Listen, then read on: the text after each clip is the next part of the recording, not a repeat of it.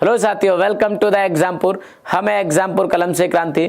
नमस्कार, नमस्ते, good evening. तो क्लास आपकी शुरू हो चुकी है। कैसे आप सभी लोग एक बार क्लास को शेयर करेंगे, लाइक करेंगे सेशन को, सब्सक्राइब करेंगे चैनल को अगर अभी तक आपने नहीं किया है तो। एक इम्पॉर्टेंट सूचना ये आपको, हाँ सब्सक्राइब करेंगे बिल्कुल। एक इम्पॉर्टेंट सूचना ये है आपको कि आप अभी से अपनी एक जबरदस्त क्लास है, एक इंपॉर्टेंट क्लास है, क्योंकि करंट अफेयर के क्वेश्चन बहुत आते हैं आपके पेपर में। तो एक क्लास चलती है 6:30 बजे से लेके 8 बजे तक, 6:30 से 7:15 तक करंट अफेयर की 45 मिनट की क्लास होती है विवेक सर की। इस क्लास को लेना बिल्कुल भी कभी मत भूला करो। विवेक सर की क्लास होती है करंट अफेयर की, क्योंकि करंट अफेयर के क्वेश्चन अब काफी आते हैं आपके एग्जाम में, और वो करंट अफेयर के क्वेश्चन आप एक दिन में तैयार नहीं कर सकते। डेली करंट अफेयर जब आप पढ़ते रहेंगे और उन्हीं करंट अफेयर को जब लास्ट के 5, 7, 10 दिन में रिवाइज करेंगे, मुझे लगता है सारे करंट अफेयर बहुत इजीली तैयार हो जाएंगे।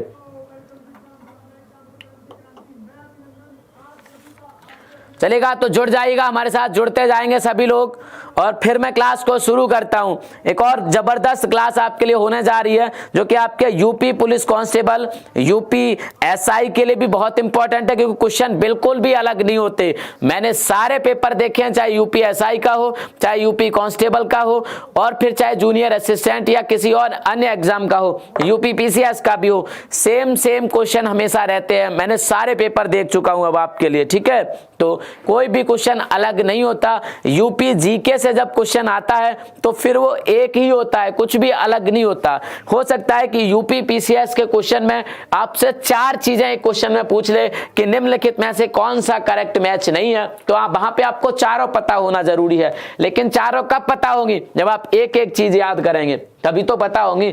बस इतना हो सकता है, इससे ज्यादा और कुछ टफ नहीं होता कि बहुत अंदर चला जाएगा, डीपली कुछ जाके पूछ लेगा, होता ही नहीं भाई। उतना तो मैं आपको पढ़ा ही रहा हूं कि जो आपके मतलब का है, जो आपके लिए जरूरी है, वो तो मैं आपको पढ़ा ही रहा हूं। फिर चाहे यूपी पीसीएस का एग्जाम हो, चाहे यूपी एसआई का एग्जाम हो, चाहे यूपी कांस्टेबल का एग्जाम हो, आपने तो दोनों देने हैं। यूपी एसआई भी देना है, यूपी कांस्टेबल भी देना है। तो आपके लिए तो बहुत इंपॉर्टेंट क्लास है। दोनों की तैयारी एक ही क्लास में होगी। और जो लोग जूनियर असिस्टेंट का एग्जाम देने जा रहे हैं, क्योंकि कभी भी डेट आ सकती है जूनियर असिस्टेंट की, तो उनके लिए भी बहुत इंपॉर्टेंट है, उनके लिए भी ये क्लास बहुत इंपॉर्टेंट है। तो चलेगा, हम लोग क्लास को शुरू करते हैं। और आज हमारा जो टॉपिक है इस क्लास का क्या है? आज हमारा जो इस क्लास का टॉपिक है वो है उत्तर प्रदेश का शासन व्यवस्था। उत्तर प्रदेश की क्या? उत्तर प्रदेश की शासन व्यवस्था के बारे में आज हम लोग पढ़ेंगे कि किस प्रकार से उत्तर प्रदेश की शासन व्यवस्था है, क्या क्या अंग है हमारी शासन व्यवस्था के। इन चीजों को आज हम ध्यान से देखेंगे, इन चीजों को हम ध्यान से पढ़ेंगे। यहां से हमारे पॉलिटी के कई सारे कंसेप्ट क्लियर हो जाएंगे, हमें बार बार उन चीजों को नहीं सीखना पड़ेगा, ठीक है। तो शासन व्यवस्था, गवर्नमेंट सिस्टम की हम बात करेंगे, गवर्नमेंट सिस्टम की हम बात करेंगे। यूपी में किसकी बात करेंगे? यूपी में हम गवर्नमेंट सिस्टम की बात करेंगे। हमने ये तो देख ही लिया कि उत्तर प्रदेश हमारा कितने जनपद में, कितने मंडल में विभाजित है, लेकिन अब हम उस सरकार की बात करेंगे जो उत्तर प्रदेश में चलाई जाती है। तो अगर हम उत्तर प्रदेश की सरकार की बात करें, उत्तर प्रदेश की सरकार की बात करें, तो इसके 3 अंग हैं। इसके क्या हैं? 3 अंग हैं। पहला अंग है इसका कार्यपालिका। क्या है? पहला अंग है इसका कार्यपालिका। क्या है?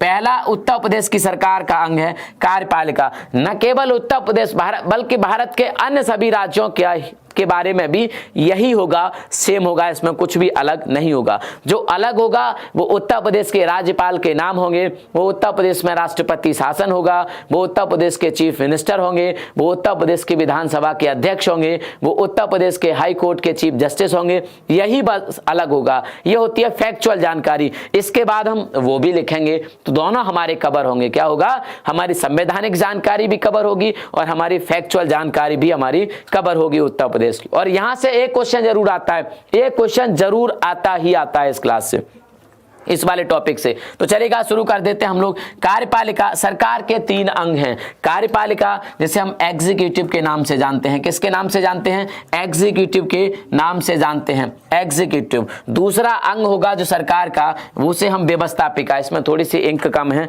मैं इंक इसमें थोड़ा सा डाल लेता हूं, बस थोड़ा सा मुझे वक्त दीजिएगा, तब तक आप सभी लोग आ जाओ, ठीक है। सभी राज्यों में कार्यपालिका होती है, बिल्कुल सही बात है, सभी राज्यों में कार्यपालिका होती है। न केवल सभी राज्यों में बल्कि भारत में भी कार्यपालिका होती है। ठीक है, आगे अंतर क्या है भारत और उत्तर प्रदेश की कार्यपालिका में या फिर अन्य राज्यों की कार्यपालिका से, ये चीज हम देखेंगे। ये चीज हमारी देखने की है, इसको हम देखेंगे। बस थोड़ा सा मुझे वक्त दे दो, फिर हम चलते हैं। तब तक आप शेयर कर दो, ठीक है, तब तक आप क्या कर दो, इसको शेयर कर दो।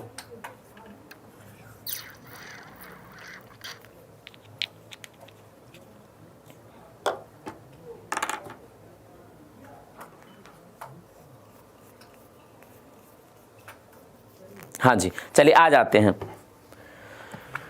दूसरा क्या है, व्यवस्थापिका। दूसरा क्या है, व्यवस्थापिका। व्यवस्थापिका को हम, हाँ, दूसरा क्या है, व्यवस्थापिका। इसको हम विधायिका भी कहते हैं। क्या कहते हैं हम इसको, विधायिका भी कहते हैं, और इसको हम लेजिस्लेचर कहते हैं। ठीक है, लेजिस्लेटिव भी कहते हैं, लेजिस्लेटिव भी कहते हैं, लेजिस्लेटिव भी कहते हैं। तीसरा है हमारे पास न्यायपालिका। उत्तर प्रदेश की न्यायपालिका, कैसे हमारे हाई कोर्ट का निर्माण हुआ, ये सब चीज़ें देखेंगे। कैसे कब हाई कोर्ट की स्थापना हुई, हाई कोर्ट कहाँ पर स्थित है, पहले कहाँ पर स्थित था, हाई कोर्ट के चीफ जस्टिस कौन है, हाई कोर्ट के क्या क्या अधिकार हैं उत्तर प्रदेश के हाई कोर्ट के, और उत्तर प्रदेश के हाई कोर्ट की बेंच कहाँ पर है, ये सारे क्वेश्चन पूछेंगे। वर्तमान में सीजेआई कौन है, पहले सीजेआई नहीं sorry chief justice of high court अभी वर्तमान के कौन हैं, पहले चीफ जस्टिस कौन थे, या सबसे ज़्यादा लंबे समय तक रहने वाले चीफ जस्टिस कौन थे, या फिर बहुत सारी चीज़ें हम लोग यहाँ पे देखेंगे। तो इन सब चीज़ों के लिए तैयार हो जाइएगा आप, बस क्लास को शेयर कर दो। ठीक है, न्यायपालिका जिसको हम जुडिशियरी कहते हैं, ये हमारे पास 3 अंग जिस पर हम आगे चर्चा करने वाले हैं, जिस पर हम आगे क्या करने वाले हैं, चर्चा करने वाले हैं, इस पर हम पढ़ने वाले हैं। तो जब कार्यपालिका की बात करें तो हम इन दोनों को तो मिटा देते हैं, ये तो सरकार के 3 अंग होते हैं। हम पहले कार्यपालिका के बारे में देखेंगे कि उत्तर प्रदेश की एग्जीक्यूटिव किस हिसाब से है, उत्तर प्रदेश की एग्जीक्यूटिव क्या है। उसके बाद हम विधानमंडल या विधायिका के बारे में बात करेंगे कि उत्तर प्रदेश का जो विधानमंडल है उसमें कितनी संख्या है, कितनी मतलब उन कितने सदन हैं, और फिर उसमें उन सदनों में सदस्यों की संख्या कितनी है, उन सदस्यों को कैसे चुना जाता है, ये सारी चीजें हम देखेंगे। बिल्कुल परेशान होने की जरूरत नहीं है। तो हम कार्यपालिका की बात कर लेते हैं। कार्यपालिका की बात कर लेते हैं। मैं मिटाता हूं हमारे कॉन्स्टिट्यूशन का, हमारे संविधान का, किसका, हमारे संविधान का एक भाग है जिसको हम जानते हैं भाग नंबर 6 के नाम से। हमारे संविधान का एक भाग है जिसको हम भाग 6 के नाम से जानते हैं, पार्ट 6 के नाम से जानते हैं, और इसको हम राज्यों का संविधान कहते हैं। क्या कहते हैं, इस पार्ट को, इस भाग को हम राज्यों का संविधान कहते हैं। क्या कहते हैं, इसको कॉन्स्टिट्यूशन ऑफ स्टेट कहते हैं। इस संविधान को हम क्या कहते हैं, इस भाग को हम क्या कहते हैं, कॉन्स्टिट्यूशन ऑफ स्टेट कहते हैं, क्योंकि भारत के राज्यों के बारे में बताता है। किसके बारे में बताता है, भारत के राज्यों के बारे में बताता है। ये वर्तमान में भारत के 28 राज्यों पर लागू होता है। किस पर लागू होता है, ये वर्तमान में भारत के 28 राज्यों पर लागू होता है, 28 स्टेट पर लागू होता है। उन्हीं में से एक स्टेट है हमारा यूपी, और यूपी की हम बात कर लेते हैं। किसकी बात कर लेते हैं, उन्हीं में से एक हमारा स्टेट है यूपी, और यूपी की हम बात कर लेते हैं। और यूपी की हम अब कार्यपालिका की बात करेंगे। किसकी बात करेंगे,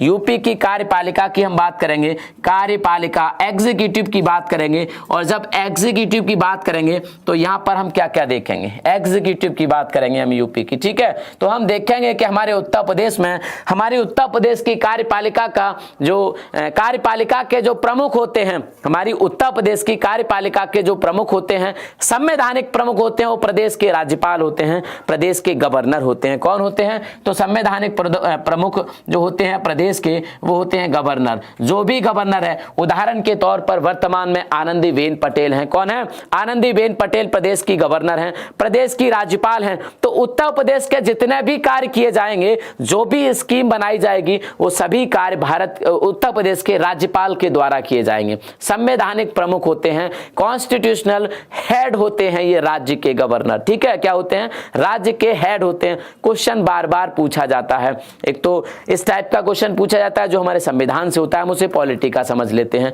होता भी पॉलिटिका है, लेकिन हमको यूपी के बारे में भी तो पढ़ना पड़ेगा। अब पूछ लेगा कि वर्तमान में राज्यपाल कौन है, पहले राज्यपाल कौन थे, राष्ट्रपति शासन कितनी बार लगा, उत्तर प्रदेश में, या फिर इस समय जब राष्ट्रपति शासन लगा था तो राज्यपाल कौन थे, अंतिम राष्ट्रपति शासन के समय राज्यपाल कौन थे। तो ये सारे फैक्चुअल बेसिस क्वेश्चन पूछे जाते हैं, ये क्वेश्चन पूछे जाते हैं। आजादी के समय देश के राज्यपाल कौन थे, पहले राज्यपाल कौन थे, सारे क्वेश्चन पूछे जाते हैं। हम इनके बारे में चर्चा करते रहेंगे, हम इनके बारे में क्या करेंगे, चर्चा करते रहेंगे। तो देखो कार्यपालिका के एक तो गवर्नर हिस्सा होते हैं, दूसरे होते हैं यहाँ पर चीफ मिनिस्टर। कौन होते हैं, प्रदेश की कार्यपालिका का हिस्सा चीफ मिनिस्टर भी होते हैं, जैसे हम सीएम के नाम से जानते हैं। साथ के साथ सारी की सारी council of minister Uttar Pradesh की कार्यपालिका का क्या होती है, हिस्सा होती है। तो ये तीन लोग मेनली तीन लोग ये उत्तर प्रदेश की कार्यपालिका बनाते हैं।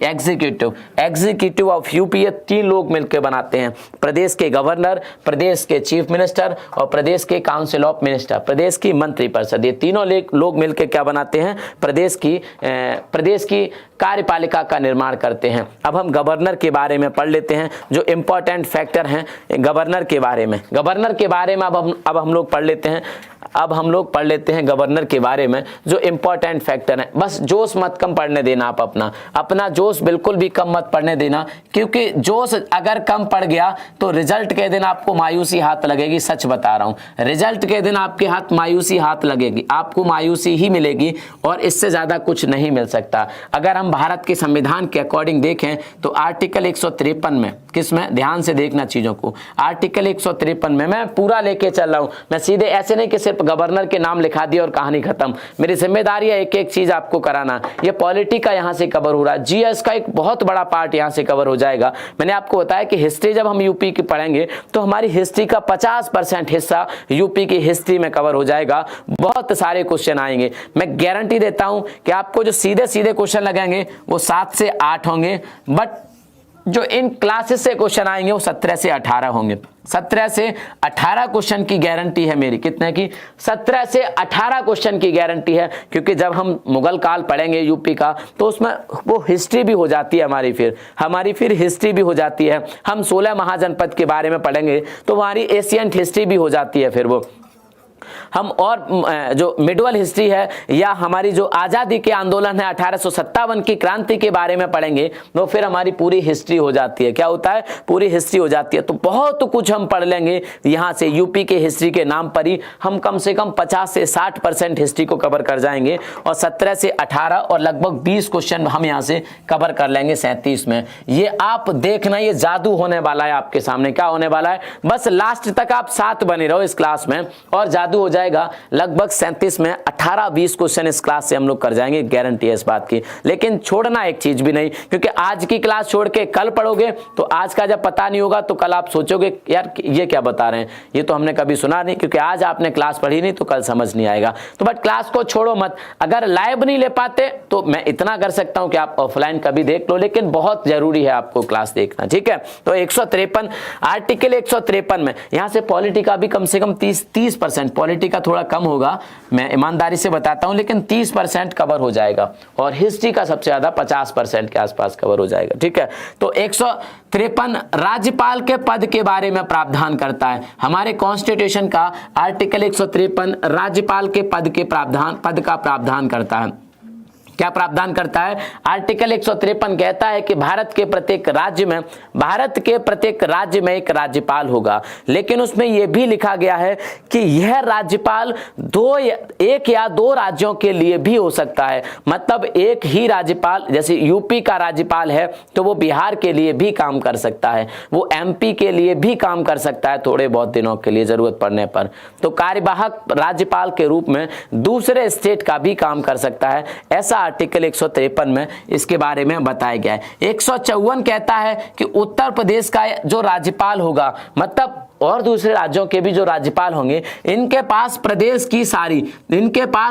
की सारी कार्यपालिकी शक्तियां होंगी। इनके पास प्रदेश की सारी कार्यपालिकीय शक्तियां होंगी, सभी कार्यपालिकीय शक्तियां होंगी इनके पास। क्या होंगी, सभी कार्यपालिकीय शक्तियां भी होंगी, सभी की सभी कार्यपालिकीय शक्तियां भी होंगी इनके पास। अर्थात all the executive power of state, executive power, ठीक है, एग्जीक्यूटिव पावर भारत के राज्य के राज्यपाल के पास होंगी। किसके पास होंगी? राज्य के राज्यपाल के पास होंगी सभी कार्यपालिकी शक्तियां, आर्टिकल 154 में कहा गया। मैं बहुत जल्दी से वहां पर पहुंचने वाला हूं जहां पर आप जाना चाहते हैं कि राज्यपालों के नाम क्या है, मैं वहां भी पहुंचूंगा। जो इंपॉर्टेंट नाम है वो भी आपको बताऊंगा, एक भी चीज छोड़ने वाला नहीं हूं। आर्टिकल 155 इन राज्यपाल की, अब जो भी प्रदेश में राज्यपाल नियुक्त किया जाएगा, राज्यपाल का चुनाव तो होता नहीं है, तो आपको पता है, ये हमने पॉलिटी में भी मैंने आपको कई बार समझाया था कि राज्यपाल के पद के प्रावधान के बाद उनको किस प्रकार से यहां पर बिठाया जाएगा, इस पद पर कौन व्यक्ति किस प्रकार से बैठेगा, इस पर लंबी बहस चली थी हमारी संविधान सभा में। कई लोगों का मानना था कि इनका भारत के राष्ट्रपति की तरह चुनाव होना चाहिए, कई लोगों का मानना था कि इनकी नियुक्ति कर देनी चाहिए ताकि हम खर्चे से बच जाए चुनाव के, और चुनाव में बहुत सारी प्रॉब्लम आने वाली थी। मैं यहां पर उन चीजों को डिस्कस नहीं कर रहा, ठीक है। तो इनकी क्या होती है, इनकी नियुक्ति की जाती है, इनकी नियुक्ति की जाती है, और यह नियुक्ति किसके माध्यम से होती है, इनको अपॉइंट किया जाता है। जो भी भारत के राज्यों के अर्थात यूपी का जो भी राज्यपाल होगा, उदाहरण के तौर पर आनंदीबेन पटेल, आनंदीबेन पटेल प्रदेश की राज्यपाल बनी है। इससे पहले वो एमपी की राज्यपाल होती थी, किसकी? मध्य प्रदेश की राज्यपाल होती थी। वहां से एमपी से इन्हें बदलकर नियुक्त किया गया उत्तर प्रदेश के राज्यपाल के रूप में। तो इनको नियुक्त किसने किया? भारत सरकार ने या फिर राष्ट्रपति ने? भारत सरकार ने या फिर राष्ट्रपति ने। देखो दो चीजें होती हैं, चीजें क्या होती हैं, जब भी राज्यपाल, देखो आपने एक व्यवहारिक तौर पर एक चीज देखी होगी, बहुत इंटरेस्टिंग फैक्ट, बहुत इंटरेस्टिंग फैक्ट कि जब केंद्र सरकार में जिसकी सरकार होती है, यूनियन में, यूनियन गवर्नमेंट में, मतलब यूनियन संघ में जिसकी सरकार होती है, सेंट्रल गवर्नमेंट में जिसकी सरकार होती है, उस समय जब राज्यपालों की नियुक्ति होती है, क्या होता है, जब राज्यपालों की नियुक्ति होती है तो उसी प्रकार के राज्यपाल, अर्थात जो राज्यपालों की जो नियुक्ति होती है वो कभी ना कभी उस पार्टी के नेता रहे होते हैं जिस पार्टी की केंद्र में वर्तमान में सरकार है। मैं आपको एग्जांपल दे रहा हूं, मैं आपको क्या दे रहा हूं, एग्जांपल दे रहा हूं। वर्तमान में किसकी सरकार है केंद्र में? देखो वर्तमान में केंद्र में किसकी सरकार है? बीजेपी की सरकार है, ठीक है। अब आप सभी जो लेटेस्ट या रिसेंटली जो अपॉइंट किए गए राज्यपाल, उनके नाम बताओ। देखो सबसे पहले कलराज मिश्र, कौन? कलराज मिश्र। कलराज मिश्र राजस्थान के राज्यपाल हैं। कहां के हैं? राजस्थान के राज्यपाल हैं। तो वो क्या थे? इससे पहले बीजेपी के सांसद थे, देवरिया से सांसद थे लोकसभा में। इससे पहले 2014 से लेके 2019 तक देवरिया के सांसद थे। दूसरी बात आनंदीबेन पटेल जो कि अभी लेटेस्ट रिसेंटली यूपी की गवर्नर बनी है। तो इससे पहले ये क्या थी? एमपी की गवर्नर, और उससे पहले ये बीजेपी की नेता, अर्थात ये गुजरात की चीफ मिनिस्टर भी रही हैं, तो बीजेपी की नेता। ठीक, अब इतना समझ लिया। इससे और भी बताओ नाम जो भी बने हैं आपके। बंडारू दत्तात्रेय बीजेपी के नेता। और भी बताओ सत्यपाल मलिक जो अभी कहाँ के? गोवा के चीफ मिनिस्टर गवर्नर बने हैं, बीजेपी के नेता रहे हैं। और बताओ, और मुझे नाम बताओ, आप सुझाव। सारे के सारे जिसकी केंद्र में सरकार होती है उस समय जितने भी राज्यपालों की नियुक्ति होती है वो उसी पार्टी के कभी ना कभी नेता रहे होते हैं। और एक तरफ आप ये कहते हैं कि राज्यपाल की नियुक्ति राष्ट्रपति करते हैं, तो क्या राष्ट्रपति यहां पर पक्षपात करते हैं? तो क्या राष्ट्रपति यहां पर पक्षपात करते हैं? अब आप मुझे बताओ। तो क्या, मैं आपको ही व्यवहारिक चीज बता रहा हूं, जो लिखा है वो तो ठीक है हमारे संविधान में, लेकिन जो प्रैक्टिकली होता है, वास्तविक तौर पर जो होता है, तो क्या राष्ट्रपति यहां पक्षपात करते हैं कि वो उसी पार्टी के नेता को बना देते हैं जिसकी केंद्र में सरकार है? क्या राष्ट्रपतियां दबाव में काम करते हैं? ऐसा नहीं है। मैंने पहले भी बताया है, अब भी बता रहा हूं, अगर आपने पॉलिटी पढ़ी होगी, कि राष्ट्रपति के पास कार्यपालिकी शक्तियां होती हैं, लेकिन उन शक्तियों का इस्तेमाल देश की सरकार करती है। क्या करती है? देश की सरकार करती है। तो देश की सरकार जब उन कार्यपालिकी शक्तियों का इस्तेमाल कर रही है तो जाहिर तौर पर वो अपने ही नेताओं को गवर्नर बनाएगी। क्या करेगी? अपने ही नेताओं को गवर्नर बनाएगी। देश के राष्ट्रपति तो उस पर मोहर लगाते हैं। क्या करते हैं? देश के राष्ट्रपति तो उनके जो निर्णय है सरकार का, जो हमारी मंत्रिपरिषद का निर्णय है, उस निर्णय पर बस मुहर लगाने का काम करते हैं। तो आर्टिकल 155 के मुताबिक देश के राष्ट्रपति ही भारत के समस्त राज्यों के राज्यपालों की नियुक्ति करते हैं। क्या करते हैं? भारत के समस्त राज्यों के राज्यपालों की नियुक्ति करते हैं। अब आपने समझ लिया ना? हाँ, देखो इस तरह की भाषा का इस्तेमाल नहीं करेंगे जैसे कर रहे हैं राजपूत साहब, कह रहे हैं कि मतलब इस तरह की भाषा का आप इस्तेमाल नहीं करेंगे, क्योंकि राज्यपाल एक सम्माननीय और संवैधानिक पद होता है। इसकी गरिमा होती है इस पद की, हम लोगों ने बहुत सम्मान करना चाहिए, हम लोगों ने इस पद का बहुत सम्मान करना चाहिए। अगर आप किसी पर्टिकुलर एक व्यक्ति को टारगेट करके इस पद को बदनाम करोगे तो ये अच्छा नहीं है, इस पद के साथ न्याय नहीं माना जाएगा। ये पद बहुत सम्माननीय होता है और राज्यपाल जो भी व्यक्ति नियुक्त हो जाता है वो फिर किसी पार्टी का नेता नहीं माना जाता। उदाहरण के तौर पर आनंदीबेन पटेल यूपी की गवर्नर हैं। हम ऐसी आशा रखते हैं, उनसे एक्सपेक्ट करते हैं कि आनंदीबेन पटेल कोई भी निर्णय लेंगी पक्षपात नहीं करेंगे किसी भी पार्टी के बीच, क्योंकि जो भी राज्यपाल होते हैं वो पार्टी की राजनीति से ऊपर माने जाते हैं, पार्टी की राजनीति से ऊपर माने जाते हैं, पार्टी से उनका कोई लेना देना नहीं माना जाता, ऐसा माना जाता है। लेकिन कभी कभी लोग फैसले ले लेते हैं जिन पर सवाल उठाते हैं लोग, तो वो अलग बात है, लेकिन एक दो लोगों के वजह से इस पद को हम इस तरह से बात नहीं कर सकते। ठीक है, तो क्या हो जाएगा, ये तो देखा था कि इन राज्यपाल की, प्रदेश के जितने भी राज्यपाल होंगे आज़ादी से लेके अब तक की उनकी नियुक्ति कौन करेगा, भारत के राष्ट्रपति करेंगे।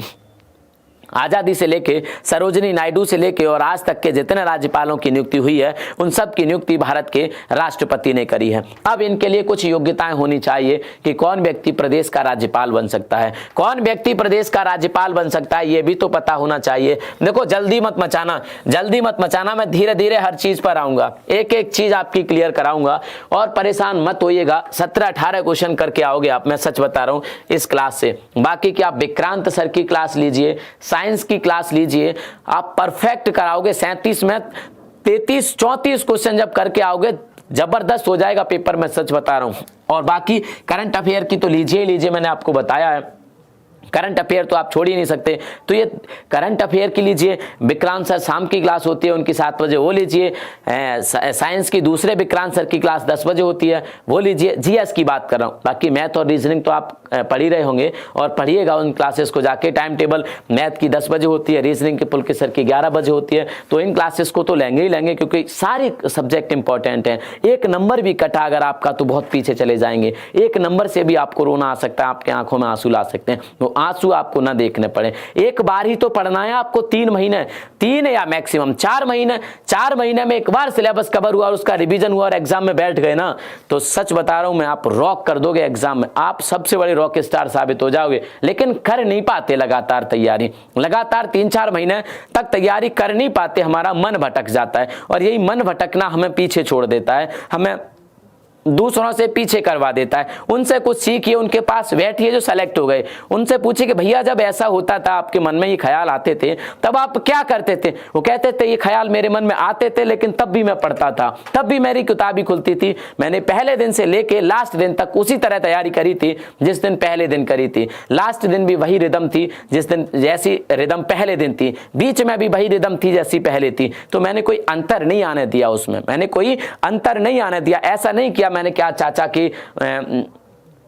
की या बुआ की या मामा की बेटी की या बेटा की शादी है तो वहां मैंने 10 दिन निकाल दिए, ये समय नहीं है निकालने का। आप एक बार सेलेक्ट हो जाओ ना, फिर आपको सब बुलाएंगे, आपको घर से लेने भी आएंगे और फिर आप समय निकालोगे, कोई दिक्कत नहीं। एक बार सेलेक्ट हो जाओ तो उम्मीद करते हैं आप में जोश बना रहेगा। बस एक बार अगर यही बात आपने पहले मान ली होती इस वाले कांस्टेबल से पहले, तो आप इस 1,23,000 के अंदर होते और आप दौड़ की तैयारी कर रहे होते, फिर आपको दोबारा पढ़ना नहीं पड़ता। लेकिन कहीं ना कहीं गलती हुई है, सर झुका के उसको एक्सेप्ट कीजिए, उसको विनम्रता से स्वीकार करिए और लग जाइए फिर से अपनी तैयारी में। इनकी योग्यताएं देख लेते हैं कि कौन व्यक्ति होगा जो प्रदेश का राज्यपाल बन सकता है, कौन व्यक्ति होगा जो प्रदेश का राज्यपाल बन सकता है। तो देखो व्यक्ति ऐसा कौन होगा जो प्रदेश का राज्यपाल बन सकता है। पहले तो कोई भी संवैधानिक पद हो हमारे देश का, न सिर्फ राज्यपाल प्रदेश का बल्कि चीफ मिनिस्टर भी हो, प्रधानमंत्री भी हो, कोई भी संवैधानिक पद हो, वो भारत का नागरिक होना ही पड़ेगा उस व्यक्ति को। जो व्यक्ति भारत का नागरिक नहीं है, भारत में किसी तरह के कोई पद पर नहीं बैठ सकता।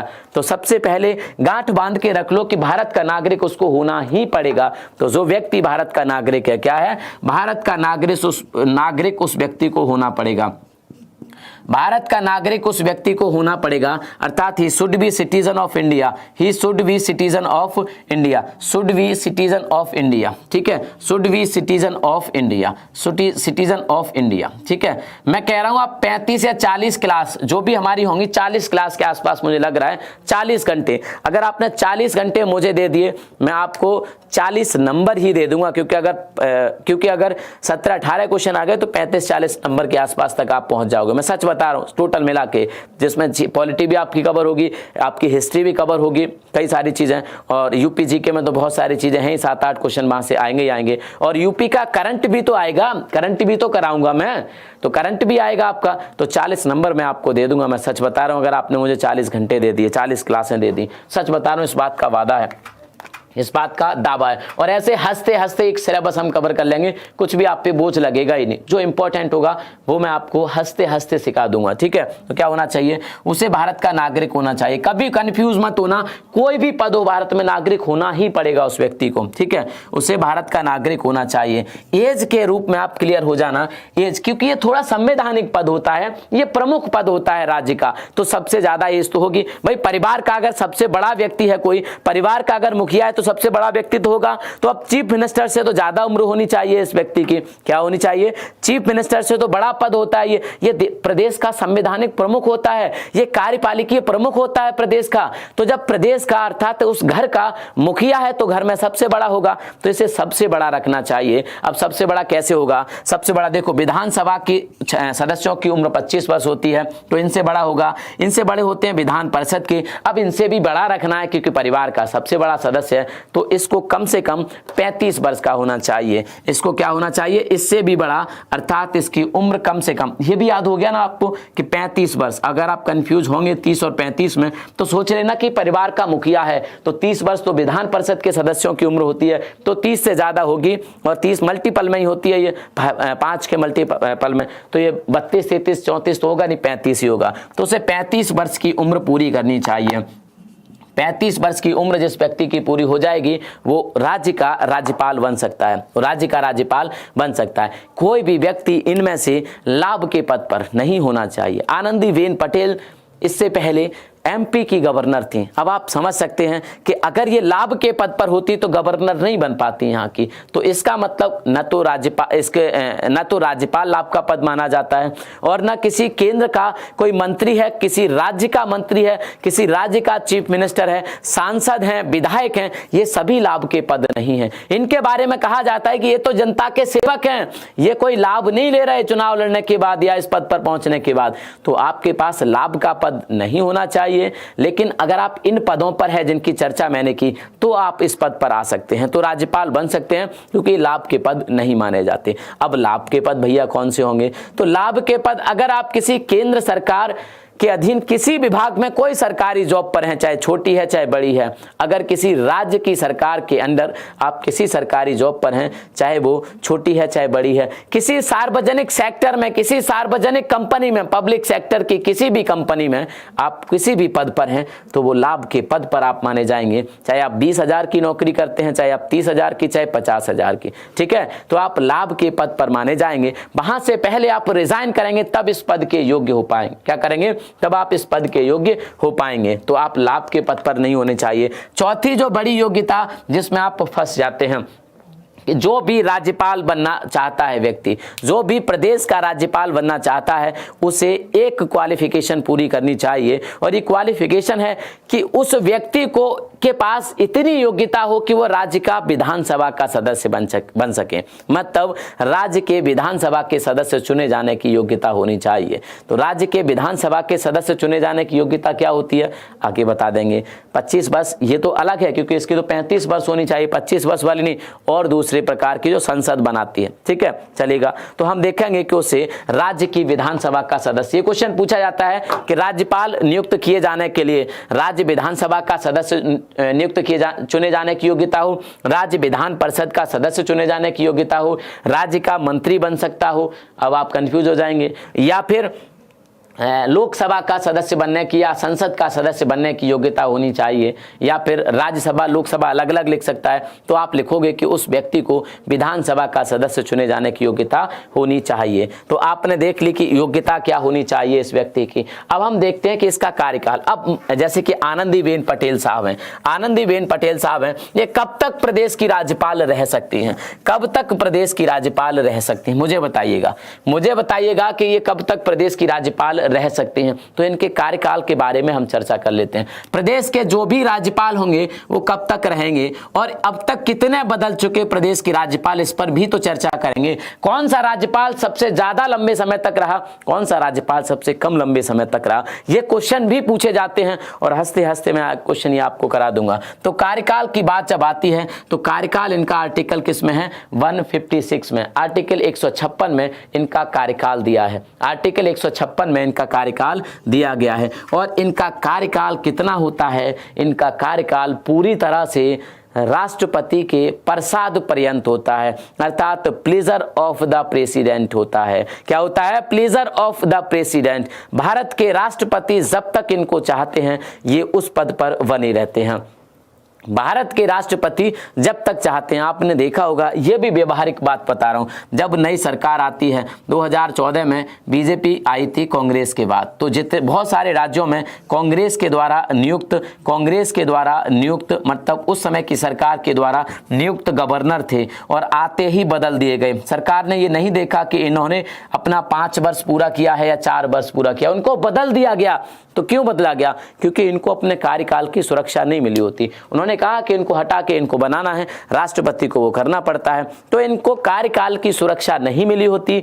यहां पर पूरी तरह राष्ट्रपति पर डिपेंड करता है कि कोई भी व्यक्ति कितने समय तक राज्य का राज्यपाल रहेगा। हालांकि फिर भी एक पर्टिकुलर कोई टाइम होना चाहिए कि कब तक रह सकता है। तो मैक्सिमम कोई भी व्यक्ति 5 वर्षों तक किसी राज्य का राज्यपाल रह सकता है, 5 वर्षों तक किसी राज्य का राज्यपाल रह सकता है। अब ऐसा नहीं है कि एक बार चुन के और जब तक मन नहीं किया तब तक बने रहेंगे, ऐसा भी नहीं है। अभी उदाहरण के तौर पर कल्याण सिंह राजस्थान के MP, राजस्थान के आपके गवर्नर, इन्होंने अपना कार्यकाल पूरा किया 5 साल का और इनको हटा दिया गया फिर राज्यपाल के पद से। अब ऐसा नहीं था कि अब एक बार बना दिया गया तो जब तक राष्ट्रपति चाहे तब तक बने रहेंगे, नहीं, 5 साल बाद तो इनको अपना पद छोड़ना होगा, लेकिन उससे पहले कभी भी हटाया जा सकता है, कभी भी इनको अपने पद से हटाया जा सकता है। ये इस्तीफा भी दे सकते हैं राष्ट्रपति को कभी भी, ठीक है। तो इनका कार्यकाल समझ लिए 5 वर्षों तक मैक्सिमम होता है, कभी भी भारत के राष्ट्रपति को अपना त्यागपत्र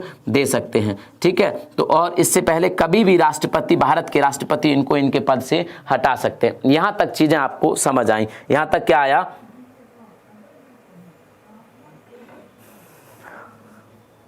चले बताइएगा, यहां तक समझ आया ना, मुझे अब बता दो, मैं थोड़ी सी देर आपकी बात सुन लेता हूं कि यहां तक आपको चीजें समझ में आई ना।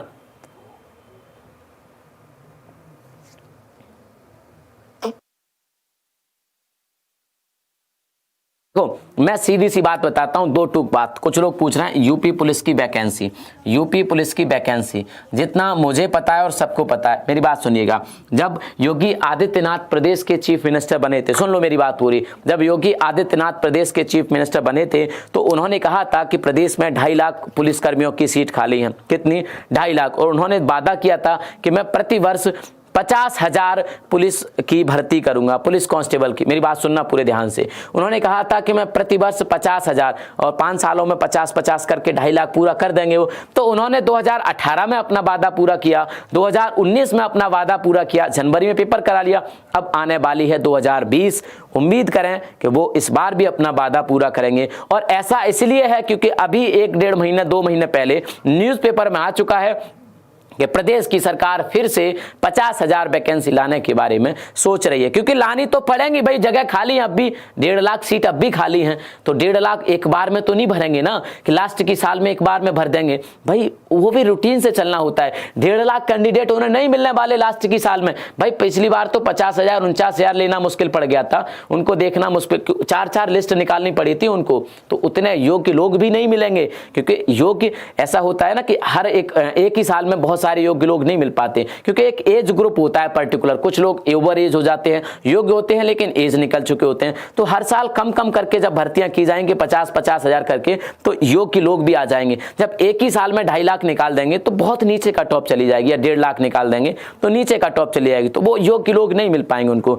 तो इस बार भी भर्ती आनी है, और ये भर्ती अभी आनी है दिसंबर में, क्योंकि इनको जनवरी और फरवरी तक एग्जाम कराना होता है। जनवरी और फरवरी में तो कहाँ महीना है आपके पास, कहाँ टाइम है। जनवरी में आज पेपर होता है आपका, क्योंकि पिछला भी जनवरी में हुआ था 27-28 जनवरी को।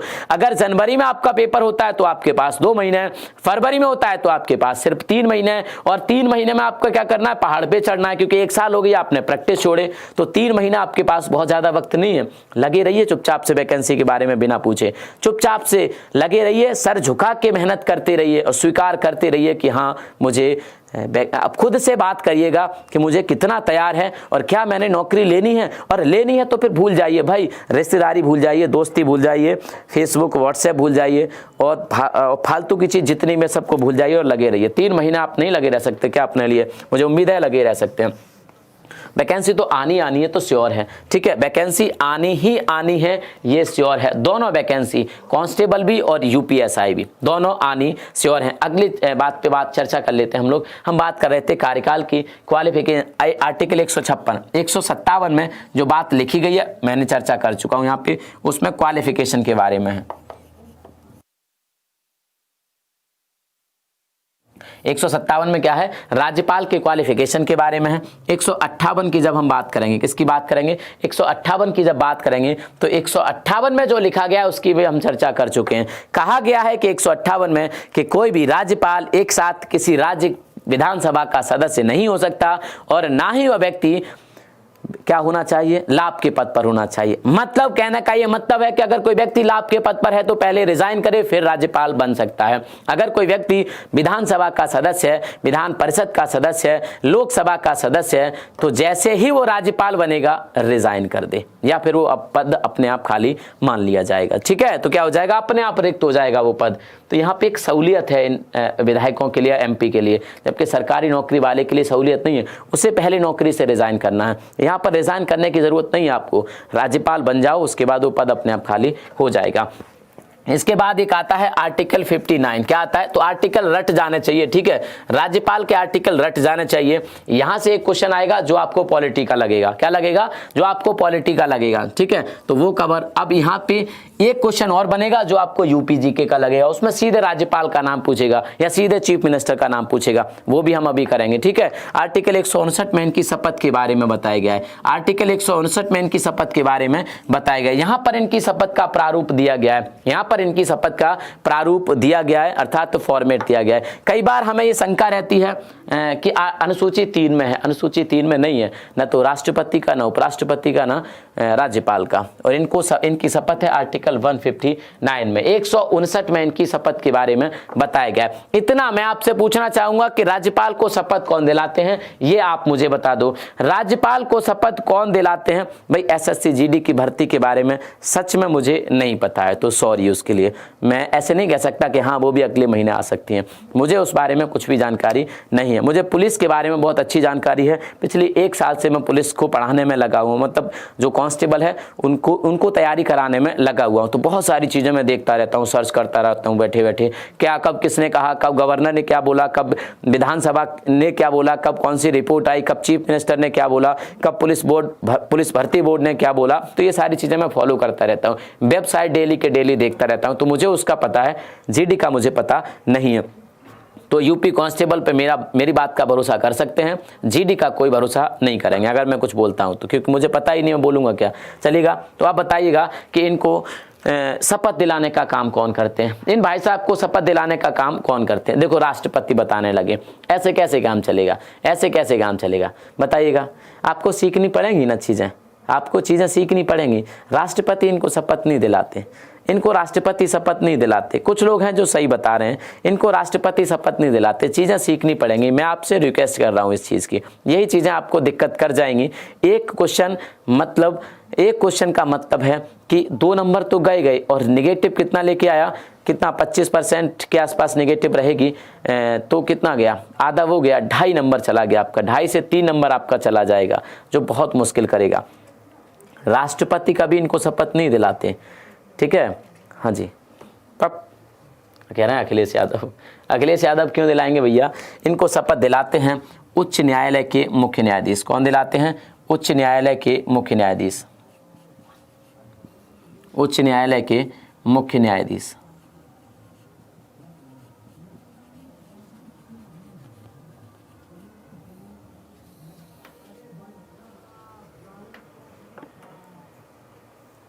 मुख्य न्यायाधीश, चलिए सही है, बिल्कुल। चलिए, तो शपथ के बारे में हो गया। अब हम बात करेंगे इसके इनके वेतन के बारे में, ठीक है। इनका वेतन कितना क्या मिलता है। तो अगर राज्यपाल को, प्रदेश के राज्यपाल के वेतन की बात करें तो वर्तमान में जो इनका वेतन है वो 3.5 लाख रुपए का है। कितने का है? 3.5 लाख रुपए का वेतन है। इनको एक भवन दिया जाता है जिसे हम राजभवन कहते हैं। क्या कहते हैं? जिसे हम राजभवन कहते हैं, पहली बात। दूसरी बात, इनको राजभवन दिया जाता है। दूसरी बात, इनको आने जाने का खर्चा है, तमाम प्रकार के खर्चे भत्ते दिए जाते हैं। वेतन अलग, भत्ते दिए जाते हैं। इनको कई प्रकार के भत्ते वेतन दिए जाते हैं। तो इनका वेतन कितना? 3.5 लाख रुपए का, जो उस राज्य की, अब जैसे उत्तर प्रदेश का गवर्नर है तो उत्तर प्रदेश राज्य की संचित निधि से, उत्तर प्रदेश राज्य की संचित निधि से वेतन इनका दिया जाएगा। उत्तर प्रदेश राज्य की संचित निधि से इनका वेतन दिया जाएगा। किससे दिया जाएगा? Consolidate fund of UP, consolidated fund of UP, ठीक है। कंसोलिडेटेड फंड ऑफ यूपी से इनका वेतन दिया जाएगा। क्या दिया जाएगा? कंसोलिडेटेड फंड ऑफ यूपी से इनका वेतन दिया जाएगा। तो ये बहुत इंपॉर्टेंट जानकारी है। कंसोलिडेटेड फंड ऑफ यूपी से इनका वेतन दिया जाएगा। राज्य की संचित निधि से इनका वेतन दिया जाएगा। और जब किसी का वेतन संचित निधि से दिया जाता है तो उस वेतन को आप कम नहीं कर सकते, उस वेतन पर आप मतदान नहीं करा सकते विधानमंडल में या फिर संसद में, ठीक है। तो आप उस वेतन पर कोई भी चर्चा कर सकते हैं, बहस कर सकते हैं संचित निधि के खर्चे पर, लेकिन आप मतदान नहीं कर सकते उस पर। क्या नहीं कर सकते? आप वोटिंग नहीं कर सकते। मतलब इसको अगर आप सोचें कि कोई भी प्रस्ताव ले आओ कि राज्यपाल का वेतन कम करना है और उस पर वोटिंग करने लग जाओ, ज़्यादा लोग इसके विपक्ष में चले जाएं और इनका वेतन कम हो जाए, ऐसा नहीं होता। आप इस पर क्या नहीं कर सकते? आप इस पर कोई भी चर्चा कर सकते हैं, लेकिन मतदान आप इस पर नहीं कर सकते, ठीक है। मतदान आप इस पर नहीं कर सकते। अब हम आते हैं वर्तमान राज्य के राज्यपालों पर। तो अगर हम बात करें राज्य के राज्यपालों पर, प्रदेश में सबसे पहले ये पद सृजित हुआ था 1921 में। कब हुआ था? ये फैक्चुअल है, 1921 में ये पद, ये बहुत इंपॉर्टेंट है प्रदेश के लिहाज से, ठीक है। 1921 में ये पद सबसे पहले सृजित हुआ था। कब हुआ था? 1921 में ये पद सबसे पहले सृजित हुआ था। तब इसके गवर्नर बने थे सर स्पेंसर हरकोर्ट बटलर। कौन बने थे? 1921 में। तो प्रदेश के जो सबसे पहले गवर्नर थे 1921 के हिसाब से तब थे सर स्पेंसर हरकोर्ट बटलर। कौन थे? सर स्पेंसर हरकोर्ट बटलर, ठीक है। सर स्पेंसर हरकोर्ट बटलर, ठीक है। इसके पहले गवर्नर थे प्रदेश के, ठीक है। प्रदेश के पहले Butler Sir Spencer Harcourt Butler इसके पहले गवर्नर थे, जिनका कार्यकाल 3 जनवरी 1921 से लेके दिसंबर 1921 तक, ठीक है। तो ये 3 जनवरी 1921, ठीक है। 3 जनवरी 1921 को उत्तर प्रदेश के क्या बने थे? तब उत्तर प्रदेश नहीं कहते थे इसको, तब कहते थे इसको संयुक्त प्रांत, ठीक है। चलिए आगे हम बात करेंगे। तो कौन थे? Sir Spencer Harcourt Butler. क्या थे? सर स्पेंसर हरकोर्ट बटलर पहले प्रदेश के, जब इस पद का सृजन किया गया प्रदेश में, तब इसके क्या बने? इसके गवर्नर बने। जब आज़ादी मिल जाती है हमें, और आज़ादी के बाद जो हमारा संवैधानिक पद तो नहीं कहेंगे इसको, क्योंकि संवैधानिक पद बना 1950 में, लेकिन आज़ादी के बाद 1947 में 15 अगस्त 1947 को जो प्रदेश के पहले गवर्नर बने, 15 अगस्त 1947 को जो प्रदेश की पहली गवर्नर बनी। इस समय इसका नाम संयुक्त प्रांत था, इस समय नहीं था संयुक्त प्रांत, इस समय आगरा एवं अवध का संयुक्त प्रांत था। ठीक है, इसमें क्या था, आगरा एवं अवध का संयुक्त प्रांत। तो 1947 में इसको संयुक्त प्रांत कहते थे और इस समय यूनाइटेड प्रोविंस। और इस समय क्या थे, इसकी जो गवर्नर बनी वो थी सरोजनी नायडू। कौन थी, सरोजनी नायडू इसकी गवर्नर बनी। अर्थात प्रदेश की जो पहली गवर्नर थी वो थी सरोजनी नायडू। कौन थी, सरोजनी नायडू प्रदेश की पहली गवर्नर थी। न कि प्रदेश की पहली गवर्नर थी बल्कि सरोजनी नायडू भारत के किसी राज्य की पहली गवर्नर थी। क्या थी, भारत के किसी राज्य की पहली गवर्नर थी सरोजनी नायडू, जो 15 अगस्त 1947 से लेके 2 मार्च 1949 तक रहती हैं।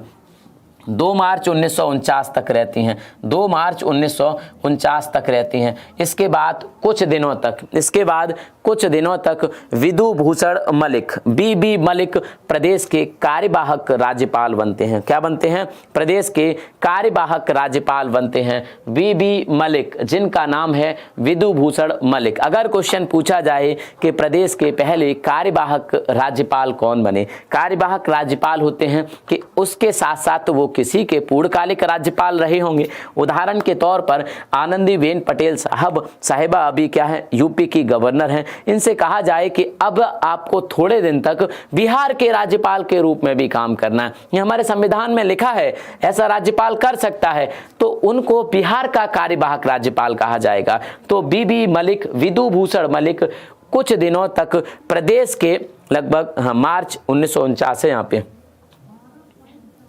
कुछ दिनों तक लगभग 4-5 महीने तक प्रदेश के क्या रहे, कार्यवाहक राज्यपाल रहे। ठीक है, क्या रहे, कार्यवाहक राज्यपाल रहे। और उसके बाद HP मोदी, उसके बाद कौन, HP मोदी प्रदेश के गवर्नर बनते हैं। कौन बनते हैं, HP मोदी, जो कि बनते हैं 2 मई 1949 से। ये मार्च से मई तक लगभग 2 महीने तक रहे थे, 4-5 नहीं 2 महीने तक रहे थे बीबी मलिक। ठीक है, HP मोदी इसके बाद 2 मई 1949 से लेके 1949 से लेके आगे तक, 1949 से लेके आगे तक। और जब हमारा संविधान लागू हो जाता है और उत्तर प्रदेश इस बीच, संयुक्त प्रांत इस बीच 24 अप्रैल 1950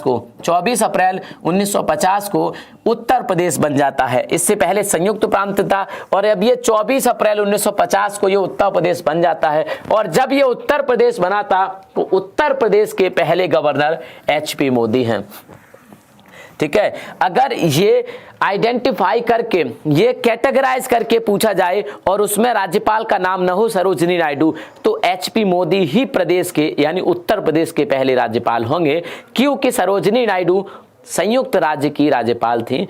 उत्तर प्रदेश जब बना था 1950 में, 24 जनवरी 1950 में, तब इसके राज्यपाल HP मोदी हुआ करते थे। कौन हुआ करते थे, HP मोदी। तो HP मोदी यूपी के पहले राज्यपाल अगर इसको कैटेगराइज किया जाए तो, और वहां पर ऑप्शन सरोजनी नायडू ना हो तब। ये क्वेश्चन एक बार आया था, इसलिए मैंने इसको बार बार फोकस किया, हाईलाइट किया कि उसमें सरोजनी नायडू का नाम ही नहीं था, क्योंकि उसने 1950 का उत्तर प्रदेश काउंट किया था जो एग्जामिनर था, और इसलिए उसने HP मोदी का नाम दिया था। अगर उसमें सरोजनी नायडू का नाम ना रहे तो आप HP मोदी को लगाएंगे कि HP मोदी प्रदेश के पहले गवर्नर बने हैं, क्योंकि प्रदेश 24 जनवरी 1950 को ही इसका नाम पड़ा उत्तर प्रदेश। इससे पहले संयुक्त प्रांत होता था, प्रदेश सेम है लेकिन संयुक्त प्रांत कहते थे उस समय 1947 में, जब सरोजनी नायडू प्रदेश की गवर्नर बनी। जब उत्तर प्रदेश इसका नाम पड़ा तो उस समय HP मोदी प्रदेश के गवर्नर थे।